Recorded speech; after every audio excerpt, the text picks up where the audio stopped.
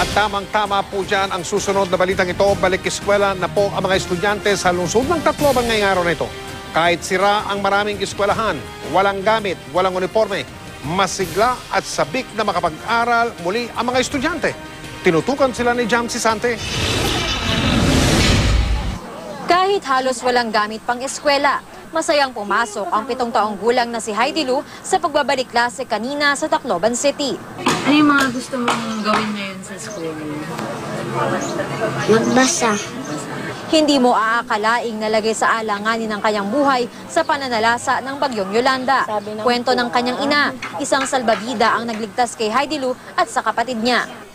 Tulad ni Heidi Lu, marami sa mga estudyanteng nagbalik eskwela, mga walang tirahan, walang school uniform at mga gamit sa eskwela, liban sa ilang kwaderno at panulat na galing sa mga donasyon. Meron tayong mga organizations like the UNICEF na nag-provide ng mga learning materials sa ating mga bata. At saka yung mga ibang schools na hindi naman napektuhan, mayroon pa naman mga materials, pwede lang gamitin.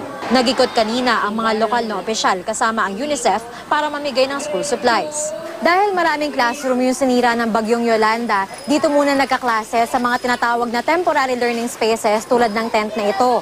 Ang problema nga lang kapag sobrang tindi ng sikat ng araw, syempre naiinitan yung mga bata. At kapag naman umuulan, nagiging maputik tulad nito, kaya napakahirap pa rin ang sitwasyon. Pero hindi natitinag ang mga guro sa paghahanap ng paraan para makapag-aral ang mga bata.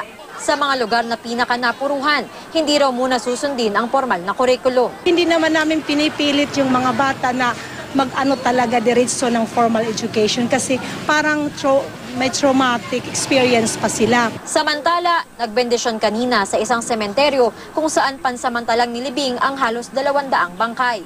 Natapos na kahapon ang paglibing sa mahigit 1,000 bangkay kasama ang mga hindi pa napoproseso. Ang target po talaga natin ay matapos by this day.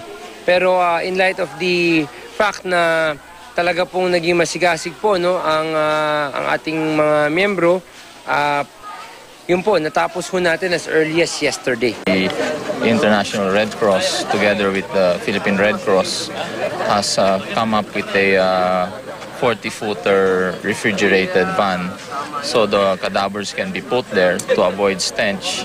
And from there, the NBI now can work in processing the bodies. And then after that, immediately be buried here in the Holy Cross Cemetery.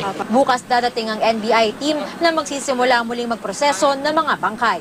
Mula rito sa Tacloban City, Leyte, Jam Sisante, nakatutok, 24 oras.